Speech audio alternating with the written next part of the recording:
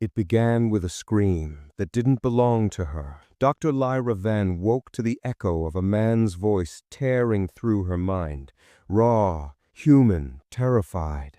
For a heartbeat, she couldn't tell if she was still dreaming or if the scream had followed her into waking life. The air in her lab shimmered faintly, alive with static, and through the glass dome above her, the twin moons of Orison 6 burned like two unblinking eyes. Her pulse raced.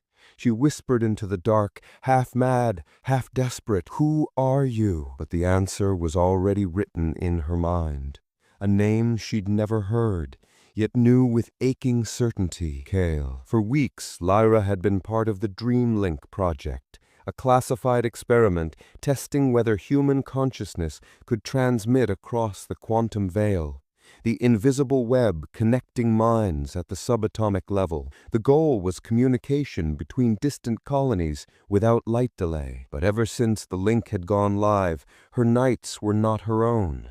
She had begun sharing dreams with someone who wasn't human, someone whose thoughts glowed like electric storms and whose world smelled of rain on metal. At first, she thought it was residual signal noise, hallucinations caused by neural interference, until one morning she woke with sand in her hands, blue, glimmering grains that no microscope on Earth could classify. That's when she realized the dream wasn't staying in her head anymore. Each night, she found herself standing beneath a fractured sky, where shards of aurora swirled like ocean waves, and towers of alien glass reached toward the stars.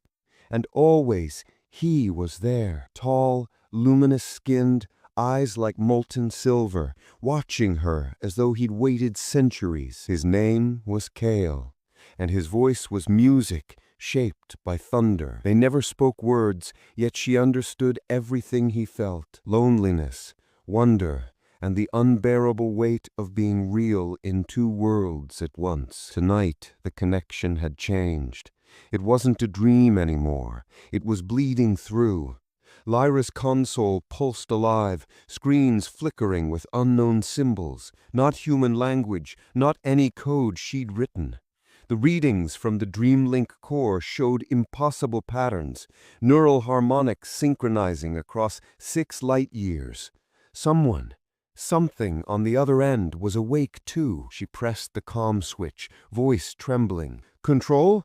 This is Dr. Venn. I'm reading cross-signal interference from an unregistered source, possibly intelligent." No answer, only static, humming like a heartbeat. Then through the silence came the whisper, not through speakers, but inside her own skull. "Lyra, you're not supposed to be awake." She froze. The voice was familiar, deeper now, tinged with sorrow. "Kael?" she whispered back. A wave of static crashed through the lab. Lights flickered. Gravity stuttered for a moment, like reality itself took a breath. In the reflection of the glass dome, she saw another sky overlaying her own, crimson clouds and 3 suns pulsing in rhythm with her heartbeat. She stumbled backward, terrified yet entranced. The air smelled of ozone and rain, the scent of his world. Her instruments screamed warnings. Quantum containment breached, neural pathways destabilizing, but she couldn't look away. "Why are you here?" she gasped. "Because," the voice said softly, "you dreamed me real." The lab ceiling cracked like ice. Light poured through, not light from her world. Beyond the split, she saw the silhouette of Kael reaching toward her, his form flickering between dream and matter. Every rational thought screamed impossible, yet her hand lifted on instinct, drawn by a force that felt older than physics itself. The moment their fingers almost touched, the alarms went dead. The hum of machinery faded into a vast silence, and in that silence, something ancient woke. Lyra's surroundings shifted, her breath caught. The walls dissolved into a panorama of alien mountains bathed in violet dusk. She stood barefoot on soil that shimmered with veins of light. Above, a colossal moon hung so close she could see cities carved across its surface. She turned slowly, and there he was, solid, real, no longer a figment of neurons. Kael. He stepped closer, the ground responding to his movement like water disturbed by wind. "You're here," he murmured, awestruck. "You crossed the sky." "I didn't mean to," Lyra whispered, trembling. "I was asleep." "No," he said gently, touching her hand. "We both were, and now we're not." The air quivered. Distant thunder rolled, though it wasn't thunder, but a deep cosmic pulse like the heartbeat of a sleeping god. The dream was no longer a boundary, it was a bridge. Back in her lab, in the other reality, her body convulsed as sensors screamed red. Two consciousness signatures merged. Control panels exploded. The DreamLink core folded into itself, collapsing into a sphere of pure light. Scientists watching from Earth saw impossible data, the first recorded instance of bi-dimensional presence, a human existing in two universes at once. But Lyra didn't see that. She only saw Kael's eyes, and in them a reflection of the same moons she had watched from her station. "We dreamed the same sky," she breathed. "And now," he whispered, "the sky dreams us." As the alien horizon trembled, the first fracture appeared, a crack across the heavens, spilling light between worlds. The ground shifted beneath her feet. Kael looked up, his face pale with realization. "The link's unstable. If we both remain awake, reality collapses," Lyra finished, already understanding.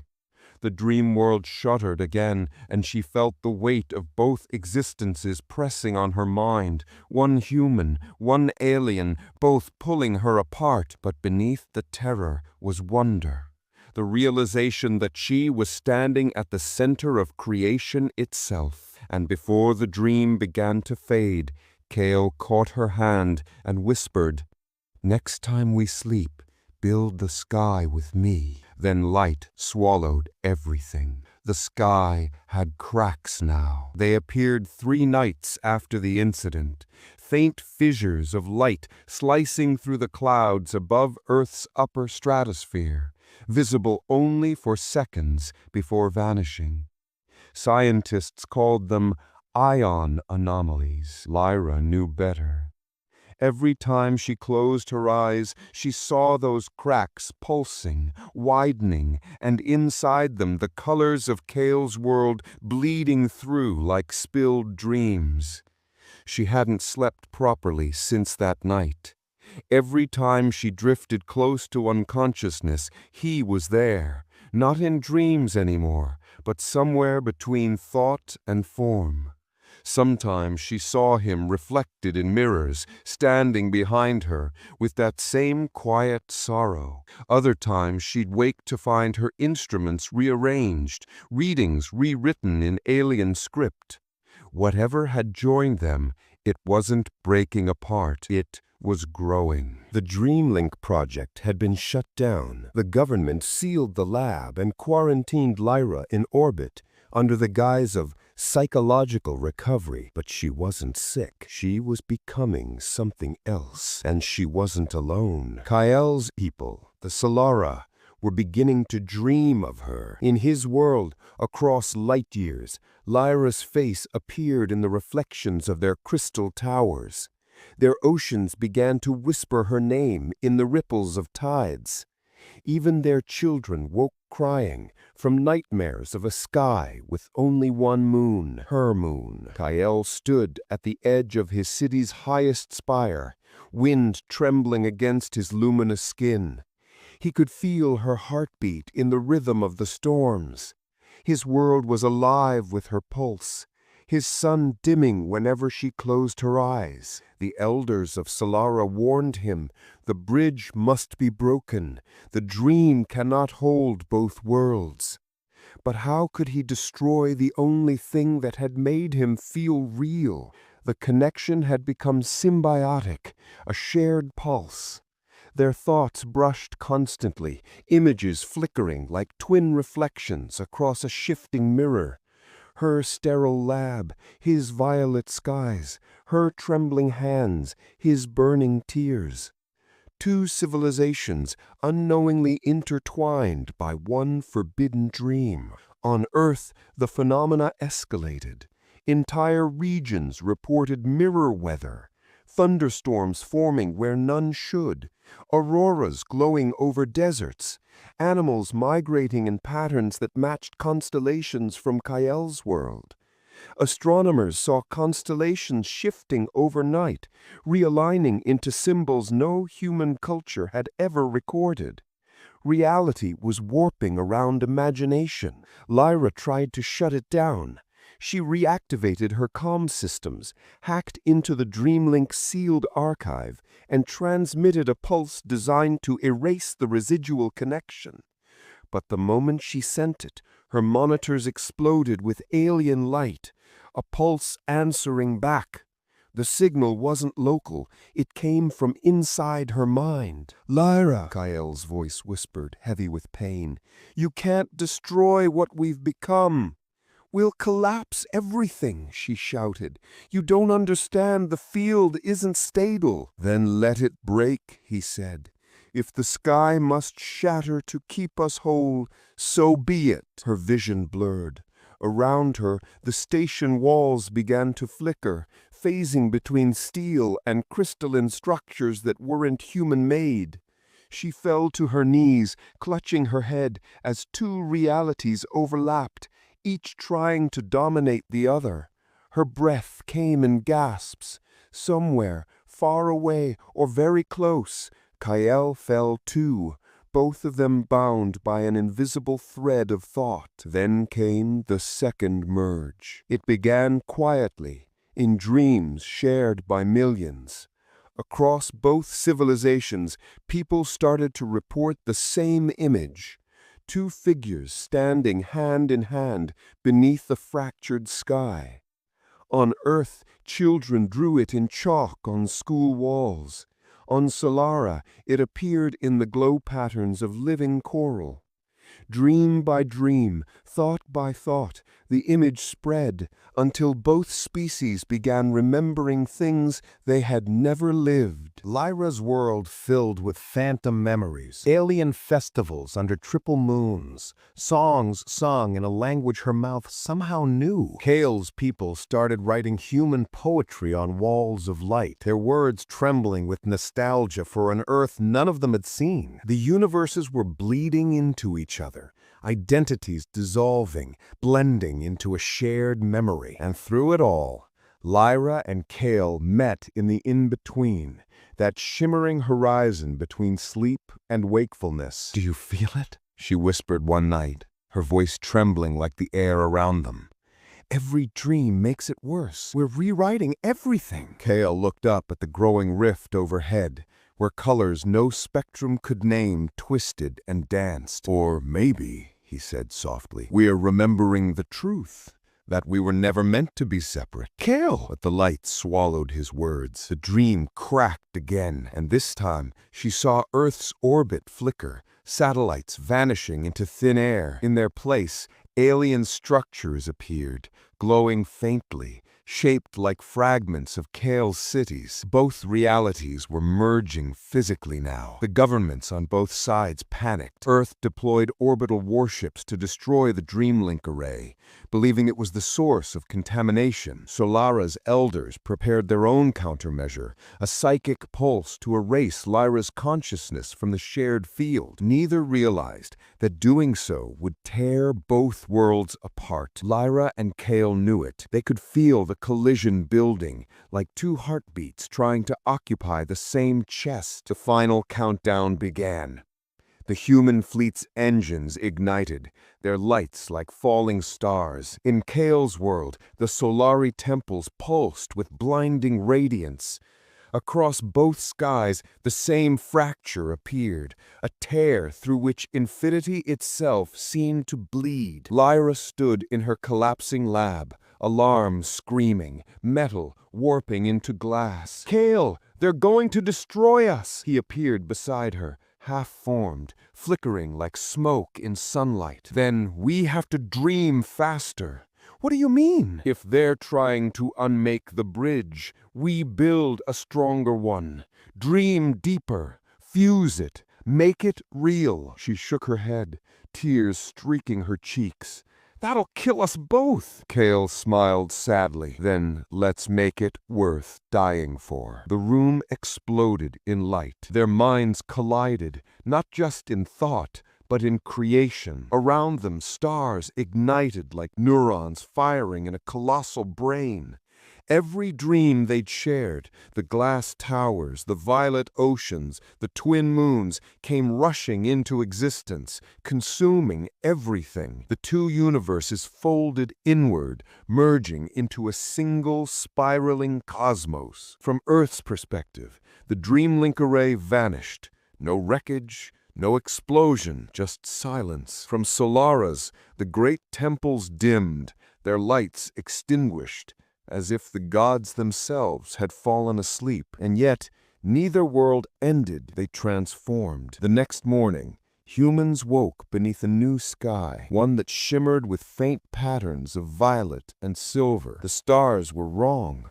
The constellations had changed, and in their dreams they heard a whisper. "Do not fear. You are awake inside the dream." On the other side of the cosmos, Kael's people looked up and saw a second sun rising, a pale blue sphere hanging beside their crimson dawn, and for the first time they felt warmth that wasn't their own. Both civilizations had merged into one continuum, separated by light, but bound by thought. And somewhere in the heart of that endless twilight, Lyra and Kael stood together, their bodies half light, half memory. "Did we do this?" she asked, voice trembling. He looked at her, not with pride, but peace. He said, "We didn't make a world. We remembered one." And as the merged sky shimmered overhead, streaked with the colors of two souls that refused to stay apart, Lyra realized that love was never about meeting halfway. It was about breaking the sky until there was only one to share. The new sky sang. It wasn't sound as humans understood it, more like the hum of memory vibrating through everything alive. Trees resonated faintly when the wind passed through their leaves. Oceans glowed along the tides like veins beneath translucent skin. Every molecule seemed to remember the dream that had made it. Humanity stood beneath that shifting heaven in awe and fear, unable to explain how two suns rose now instead of one, or why half the constellations whispered names no astronomer had written. Lyra watched from the edge of the reconstructed station. Though it wasn't the same lab anymore, its walls pulsed softly, grown from living crystal, a blend of human steel and Solari light. Outside, the stars folded across the horizon like waves, and she could feel Kael somewhere inside the shimmer, not beside her, not separate, but within the air she breathed. For days she drifted in this half-existence, unsure if she was alive or dreaming. She could feel the thoughts of others, thousands of them, human, Solari, all tangled together. Some wept at the beauty of it. Others screamed at the loss of self. The merge hadn't been clean. Two species consciousnesses were learning to coexist inside one shared neural field. Reality itself behaving like a mind. Every night, Lyra dreamed of Kael, though now she wasn't sure it was a dream. Sometimes she saw him through the walls, as if light itself bent into his shape. Sometimes she felt his heartbeat through her own chest. She tried to anchor herself with memories, her mother's voice, the smell of rain on earth. But even those memories shimmered, rewriting themselves to include alien skies and cities that had never been hers. She wasn't Lyra anymore, not entirely. And somewhere, she knew Kael wasn't Kael either. They were becoming one mind. It should have terrified her. Instead, it felt like peace. Still, a darker realization gnawed beneath the wonder. The merge was still expanding. The shared field that bound them was absorbing matter faster than it could stabilize. Planets began flickering in and out of phase. Stars bent under their own reflected gravity. Creation and destruction had become the same motion. The universe rewriting itself endlessly. And in that infinite feedback loop, consciousness, theirs, was the anchor point. They were the core. If they remained connected, the dream would never stop reshaping reality. Every thought, every fear, every memory would manifest somewhere. A universe built on emotion, unsustainable and endlessly recursive. The new cosmos would collapse into itself like a burning thought. To save what they had created, they would have to let go of it. They would have to end the dream. Lyra stood beneath the twin suns, the air warm and trembling. "Kael," she whispered, though her voice carried through more than air. It resonated through thought. His reply came not through sound, but through light. He appeared beside her as if pulled from the glow itself, his form luminous, flickering between solid and memory. She turned toward him, tears glimmering. "This world isn't real." He shook his head slowly. "What makes something real? The matter or the meaning?" For a moment, neither spoke. Around them, the horizon rippled, shifting between two versions of reality. One moment she saw Earth's oceans, the next Solara's crystal seas. The fusion was unstable, fading between existence and dream. Kael stepped closer. "You said once that love was the only thing worth breaking rules for." "I didn't mean the laws of physics." He reached up, brushing his fingers along her cheek. Then maybe the laws were wrong. Their connection flared again, that familiar pull of two souls overlapping. The sky dimmed, stars swirling into spirals of light. Across the merged world, every creature, every consciousness felt the same pulse. The universe was listening to them. Lyra closed her eyes. "If we go through with this, they'll survive, both species. The field will collapse safely, but we won't." "I know." "You're not afraid?" He smiled, eyes glowing like silver dawn. "How could I fear the thing that gave us a sky?" She laughed through her tears, the sound trembling with grief. "You're impossible." "So are you," he said. "That's why this worked." The ground trembled, the suns flickered, one blue, one crimson, aligning perfectly overhead. The merge had reached its final threshold. If they didn't act now, the universe would tear itself apart. Lyra took his hand, their fingers fusing into light. "We'll anchor it one last time," she whispered. "We'll give them a sky to remember." Kael nodded. Together they rose, not physically, but through will, their consciousnesses expanding outward like wings of energy. The twin suns began to converge, forming a radiant eclipse. Across every world, beings of both species stopped and looked upward, feeling something vast and sacred awaken. Within the blinding core of that eclipse, Lyra and Kael floated weightless, surrounded by the pulse of creation itself. Galaxies twisting like thoughts, gravity folding like silk. "Lyra," Kael said softly, his voice dissolving into starlight. "What do we dream when the dream ends?" "Maybe we become the sky," she whispered.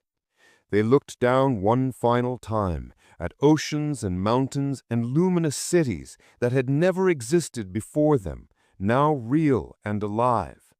The people below were no longer human or Solari. They were both, their eyes glowing faintly with inherited memory.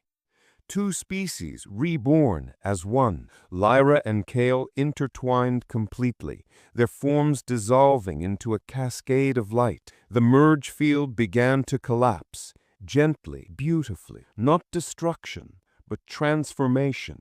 The unstable frequencies aligned into harmony, solidifying the new universe in balance. Where two suns had been, now only one remained, brighter than either before, its corona a swirl of silver and blue. The merged world steadied, oceans calmed, the hum of creation faded to a soft breath. And though Lyra and Kael were gone, their presence lingered, not as ghosts, but as the sky itself. Every night, when the new beings of the world looked upward, the stars seemed to pulse in rhythm, like a heartbeat shared between lovers. In the archives of both civilizations, a final signal remained, one faint pulse recorded moments before the merge completed. It contained only 3 words, burned into every quantum channel, repeated endlessly across space. We dreamed true. Generations later, their story became legend. Children were taught that once 2 dreamers on opposite sides of eternity dared to meet, and in doing so, remade the universe. Some called it love, others madness, but all agreed that the sky still shimmered because of them. And on quiet nights, when the twin-colored auroras ripple above the horizon, some say you can still hear their voices whispering through the light, not as warning, but as a promise. When we dreamed the same sky, the universe finally woke up.